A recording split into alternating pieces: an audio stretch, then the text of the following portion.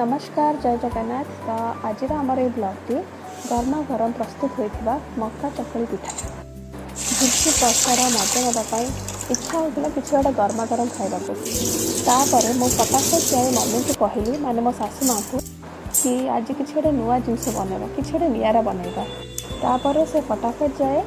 गोटे कप मक्का और गोटे कप अरुआ चाउल को घंटे रू 2 घंटा जाए भिजे रखे तापर ताको भल भाव धोई चिकन कर बाटी नेले आउ से परिमाण अनुसार लुण दे पुणी से अधघंटा रख ये देखते आमर गरमा गरम स्वादिष्ट मक्का चकुली पिठा जमी प्रस्तुत होती आपण मैंने भी थे रेसिपीटा को निश्चय ट्राए करके देखते खावा को यह एकदम टेस्टी और हेल्दी